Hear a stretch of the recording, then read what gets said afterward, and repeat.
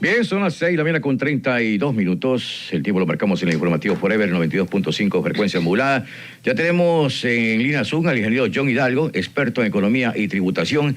Aquí lo saludamos, Carlos Alberto Brega y Lourdes Badamut en esta entrevista. Bienvenido, ingeniero John Hidalgo, a los micrófonos de Radio Forever. Hola, ¿cómo están? Muy buenos días. Un placer estar con todos ustedes para conversar de temas en materia económica.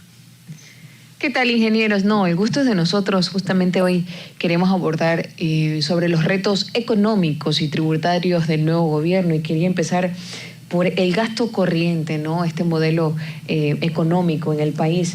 Según las cifras oficiales, de enero a marzo, el Estado, las arcas del Estado, recibieron $5.511.000 y, bueno, 4% más que el 2024.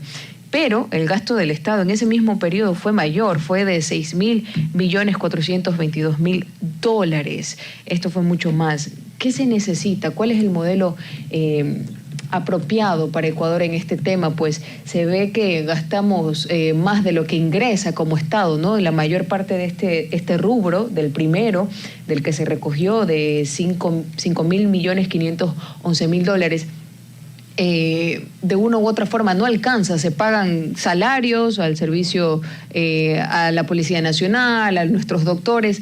¿Qué hace falta, ingeniero, para que de una u otra forma esto rinda en la práctica? Quizás achicar el tamaño del Estado. Buenos días. Buenos días. Muchísimas gracias, Lourdes. Para todos los escuchas de manera digital o por la radio, los que son del club de las 5 de la mañana o 6 de la mañana, un placer estar acá. Realmente el tema de achicar el Estado fue uno de los temas que el presidente reelecto, Daniel Noboa, fue tocado en su primera elección. Te recuerdo, él hablaba del presupuesto cero como un tema de opción de programa de campaña. Creo que es un tema que se está discutiendo. He escuchado expertos, inclusive exministros, que decían que es algo difícil, complicado, y volvemos a los mismos usos y prácticas anteriores de formas políticas incorrectas. Yo creo que hay que ponerlo sobre la mesa, y si Lourdes, tú pones también comparativamente lo que hizo Argentina. Argentina empezó a seleccionar las entidades que, bueno, por el término va a sonar un poco grosero, servían o no servían.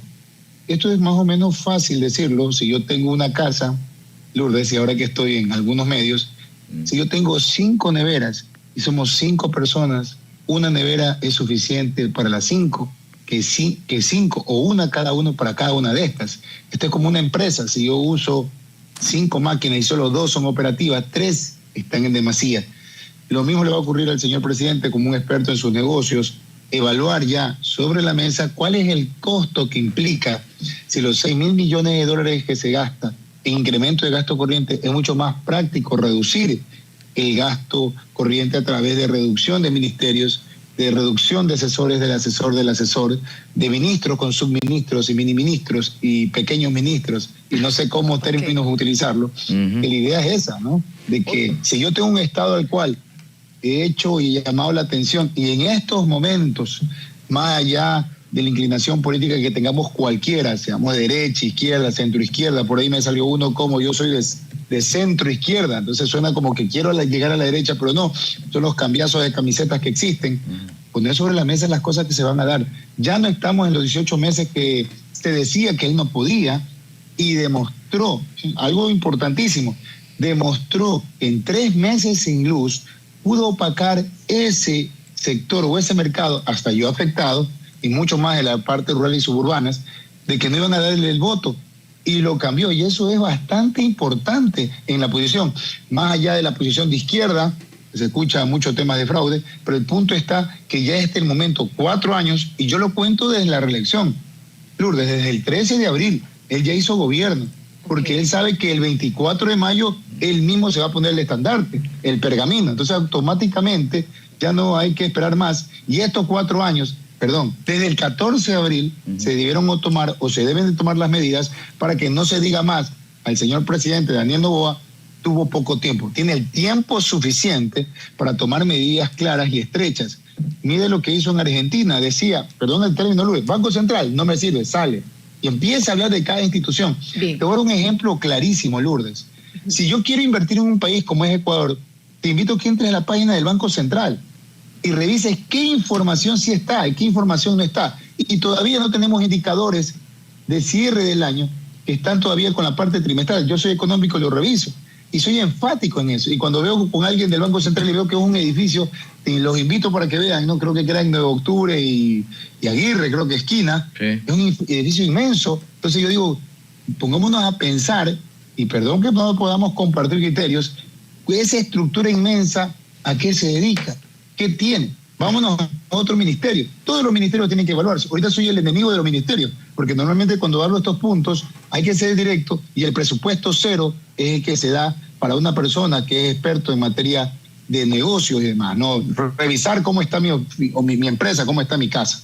Le doy paso a Lourdes. Bien, ingeniero, sí, pero esto también se direccionó este ingreso en el 2025, entre enero y marzo, de 5.500 millones de dólares versus los gastos de ese mismo periodo de 6.400 millones de dólares. Se deben también porque, más allá de que se pagaron sueldos de estas estructuras, de estos ministerios, como usted lo menciona, también se hicieron transferencias al IES, los recursos de los GATS, los bonos sociales y el pago de la deuda. Entonces, no solo se destinó a pagarle el sueldo al subsecretario, al asesor del ministro como tal, también se hicieron gastos importantes como estas transferencias a la seguridad social, los bonos sociales y el pago de la deuda, entre otras cosas, ingeniero. En ese aspecto, ¿qué se necesita, qué se requiere para que de una u otra forma los números no nos sigan saliendo en rojo?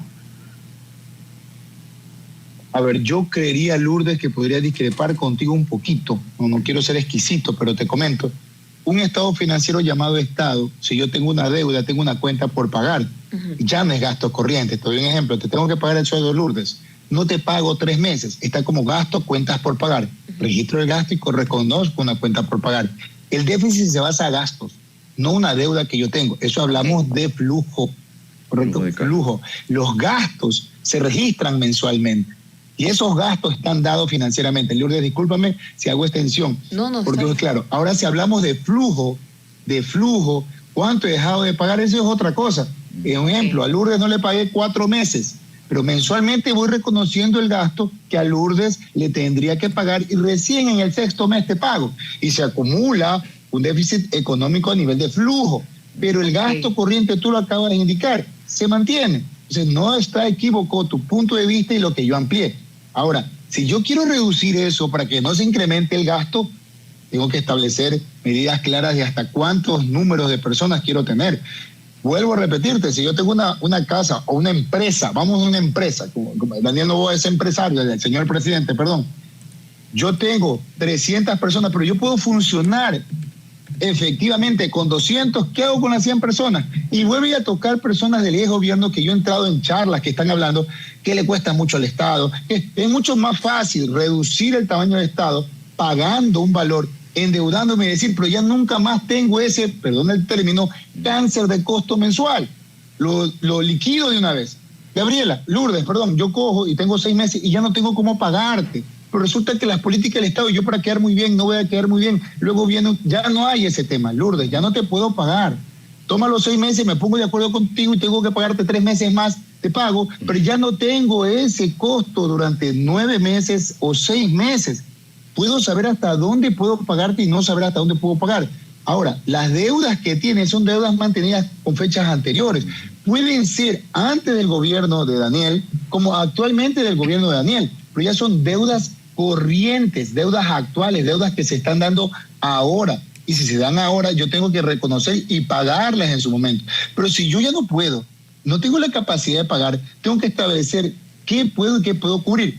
Mírate algo interesante, si me permites, Lourdes, sí, me interrumpes. Favor. El indicador Diego País, esa es una gran respuesta positiva a nuestro entorno. ¿Por qué? Porque hemos bajado, no te puedo hablar ni los niveles de inversión, en 10 años los niveles de inversión internacional, inversión extranjera, han bajado fatalmente. Estamos en 600 millones de dólares cuando eran 6.000, 10.000 millones de dólares. Cifras parecidas a los indicadores de deuda o de déficit que señalas. Si nosotros hacemos un cambio y ya vemos eso de ahí, las tasas de interés deberían de bajar, pero sus efectos son tardíos. ¿Por qué nos tardamos tanto? Entonces, para algo está el Banco Central, ¿no? Es el que me da los indicadores y demás. Entonces, él debería estar preocupado ahora. Si ya el indicador riesgo país bajo, empecemos a valorar. Pero también hay que entender algo importante, Lourdes. Hay mucha información económico-financiera que dependemos mucho de los que nos ven afuera. Pero las políticas de Estado son internas. Si yo decido que he mejorado en algo, los indicadores, empecemos también a reducir los costos. Te voy a dar un ejemplo, si me permite, por qué ahora hay consumo. La gente se sorprende. Sí, hay consumo, Lourdes. ¿Por qué? Porque hubo una contracción de octubre, noviembre y diciembre, donde los indicadores de inflación eran negativos, Lourdes. Diciembre terminó con un indicador de casi era menos 1% en el mes. Y ahora, en enero bajó y en febrero fue positivo. Y en marzo está en 0.35 y yo abrí que apuesto va a estar en el mismo indicador. Entonces, muchos piensan, y con mucha dirección hacia el gobierno, decir que el gobierno está haciendo las cosas correctas. También sumemos a que estuve encerrado 3 meses y que usted, Lourdes, no se iba a un buen restaurante, ni yo tampoco, porque no tenía luz, o no me iba a la playa, porque vi una experiencia, Lourdes, si me da las 30 segundos, que me había olvidado que era playa ecuatoriana, y en esa playa no tenía ni ascensor el edificio, y el edificio no tenía luz. Entonces, imagínate, para mí, el bochorno de irme a la playa, sabiendo de que yo pensaba que moviéndome o no estaba enfocado, que no había luz. Entonces, todos nos quedamos en casa como el COVID, ¿te acuerdas? Fue muy parecido. Bien. Pero esos 3 meses que estuvimos encerrados, basado al hecho que no salgo en la noche porque habían horarios que eran horarios difíciles de manejar, inclusive en la parte laboral, ahora se siente que la gente sale a comprar y hay consumo producto de la recesión. Y hay muchas cosas más que podríamos conversar para... Ahora, ingeniero Hidalgo, disculpe que le interrumpa, Alberto Bravo la saluda, de Radio Fuever. En el tema tributario, sabemos que Ecuador en el 2024 ha recaudado cerca de $20.000 millones en impuestos, lo que representa, según el SRI, un aumento del 15.6%, es decir, 915 millones anuales. Pero usted habla de la información externa. El Fondo Monetario Internacional actualizó el día martes pasado en su informe de perspectivas económicas mundiales que Ecuador iba a crecer en 1.7% y en perspectivas, usted menciona el propio Banco Central, de que se estima que el crecimiento económico nuestro es del 2.8%. Vemos un presidente de la República, usted lo menciona claramente, que está en gira en el exterior, va a visitar algunos países, ¿para qué? Para buscar inversiones, es decir, dinero en efectivo. ¿Hasta qué punto estas propuestas, estas políticas y estos mensajes que nos da el Fondo Monetario Internacional? También tenemos deuda externa que pagar en este 2016 de cerca de algunos miles de millones de dólares, cerca de 48.000 millones de dólares. ¿Hasta qué punto esta situación puede en su momento trastocar la propuesta presidencial en esta nueva etapa? A ver, nosotros estamos mal acostumbrados, Carlos, a depender de fondos internacionales, porque efectivamente no es que los presidentes de turno les encanta la deuda, sino que no tenemos flujo, ¿no? Y si yo automáticamente empiezo a hacer como política de Estado, incrementar impuestos, lo primero que vas a perder es tu ranking o tus niveles. Lastimosamente, si nosotros no levantamos la producción interna, no vamos a incrementar o mejorar el déficit fiscal. Te doy un ejemplo. Si yo me concentro en deuda, seguiré endeudado o refinanciando deuda. La disminución del indicador de riesgo país se debe a que los que tienen los acreedores perciben que la derecha no va a tener las prácticas de la izquierda de no pagar deuda. Al no pagar deuda se asustan, y Standard Poor's, que es la entidad que hace los indicadores, no Ecuador, es mundial, pueden decir que sea de derecha, izquierda, socialista, no me interesa, prepara ello y yo recibo como inversionista el indicador, que estuvo, ¿te acuerdas?, en 2.200 puntos alguna vez, que era 22%, una tasa alta que me va a pagar. No, es todo lo contrario, mientras más alta es la tasa, significa que menos tener la capacidad de pagarme. Al momento de cambiarse todo esto y la derecha mantenerse, la lectura de Standard Poor's, digamos que es de derecha o de izquierda o socialista, coge automáticamente y baja el indicador.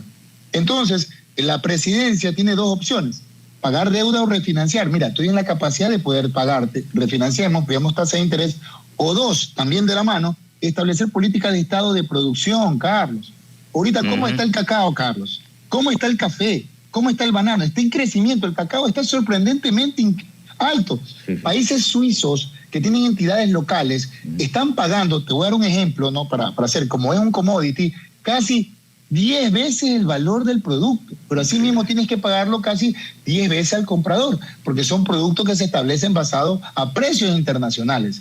Si tenemos eso, Ya recibí comentarios, Carlos, directos de inversionistas que están dispuestos a invertir en el Ecuador sin saber cómo se maneja esto. Entonces, ¿cuál es la labor del Estado? La labor del Estado automáticamente es establecer políticas de producción agrícola, que es el sector donde está más descuidado o ha estado descuidado o no ha habido un control. El señor presidente de la República, lo vuelvo a nombrar, es una persona que viene con experiencia en el sector agrícola. El papá, Álvaro Noboa, tenía experiencia en el sector agrícola y sigue sobreviviendo su negocio, por lo cual tiene experiencia. Tuve, Carlos, si me permiten, una conversación con empresarios en un vino de la noche del día viernes. Estaba con 5 personas que tenían la mentalidad de la anterior candidata y yo era el único, o éramos 2, con la mentalidad del actual gobierno. Y me preguntaban, ¿tú qué crees que vamos a salir de esto? Y empezaban las discusiones y lo que yo siempre digo, no hablemos de política, ni de partidos de fútbol, ni de religión, porque no nos vamos a entender. Claro. Lo que yo le decía, yo lo veo de manera económica. John, tú seguramente eres de izquierda o derecha. Yo lo veo de manera económica y económicamente no estamos bien. Quien nos haya tocado, nos tocaba tener políticas, pero el que nos tocó nos da un indicador positivo. Y empezamos a ver los indicadores positivos. Entonces, si la pasta de cacao, ese es el término, mi estimado Carlos, sí, está al alza, yo debo de invertir en eso. Y el sustituto, al haber la caída en Sudáfrica y la especulación en Europa, yo tengo que atacar allá. ¿Y qué están usando como producto sustituto, Lourdes, Carlos? El café, está el banano, está el camarón, como otras líneas, como commodities antiguos, pero están entrando también nuevos commodities, nuevos productos como el arándano, la pitahaya, que debíamos nosotros atender. Hay muchas cosas interesantes de ver también cómo se va a desenvolver dentro de la parte interna del gobierno. Luego, ustedes conocen de la situación que tuvo con su partidaria a nivel de vicepresidencia. También son cosas internas que de seguro ahora, con la nueva vicepresidenta que va a tener y electo él, podamos ya no escuchar esos problemas. Bien, estamos hablando con el ingeniero John Hidalgo. Él es experto económico y tributario. Ingeniero, el tiempo siempre es corto, pero antes de despedirnos quisiéramos preguntarle, bueno, sus recomendaciones y sus criterios en cuanto a la economía de nuestro país, que, bueno, dicho sea de paso, es algo lento, está en recesión, pero ¿cuál es la principal... el principal reto del presidente Daniel Noboa después de su reelección para un periodo de 4 años esta vez? Yo creo que uno de los retos que él tiene, y voy a ser muy frontal, es que el ecuatoriano lo quiere escuchar. Me comentan que él estuvo en el meeting de cierre de campaña, y me pasaron un video y realmente me quedé muy sorprendido de la forma que él habló. Una vez en una radio hablé y querían que hable de política y un amigo me dice, John, me hiciste un análisis chévere. ¿Qué debería hacer Daniel Noboa para mejorar esta situación? Sencillo. Pasó un debate durísimo, ¿no? Entonces, hablar con el pueblo, ¿no? Buscar la fórmula, yo sé que él no es del sentido de estar todas las sabatinas de estar, ¿no? Hablar con el pueblo ecuatoriano. Tercero, tratar en lo posible de entender que ya es político, ya no es el empresario, también es el político y lo está demostrando. Y tercero, no pecar de tan caballero. Perdóname, Gabriela, por decírtelo, porque a veces como presidente, recordemos cómo era el León Flores Cordero, algunos que te puedo nombrar, de izquierda o de derecha, Velasco Ibarra, cómo era, no pierdes los caballeros y pones puntos en la IES. Uh-huh. Si hay algo que confrontar y decir, hay que ser directo. Entonces, en el debate se vieron muchas cosas, pero lo pecar de caballero sirvió porque de una u otra forma ahora es presidente. Y otra cosa, la vida personal es de cada quien. Yo creo que es una parte que se ha tocado muchísimo, pero el señor presidente tiene que hablar con su pueblo, que yo creo que queremos escucharlo, y en el meeting, el video que yo vi, fue muy contundente y directo. Cualquiera puede opinar en política, cualquiera puede opinar en muchas cosas, pero en la parte económica es importante, porque cualquier respuesta del líder hace que un inversionista, yo, privado, independiente, y un inversionista externo, escuche quién está en la cabeza. Bukele cuando habla, Bukele cuando señala las cosas, es directo. ¿Y de qué partido pertenece él? ¿O de qué ideología política es? No es la ideología, es el jugador, mi querida Lourdes, es el jugador. Bien. Muchísimas gracias por el espacio. Muchísimas gracias al ingeniero John Hidalgo. 6:52 de la mañana, vamos a una pausa comercial y ya regresamos.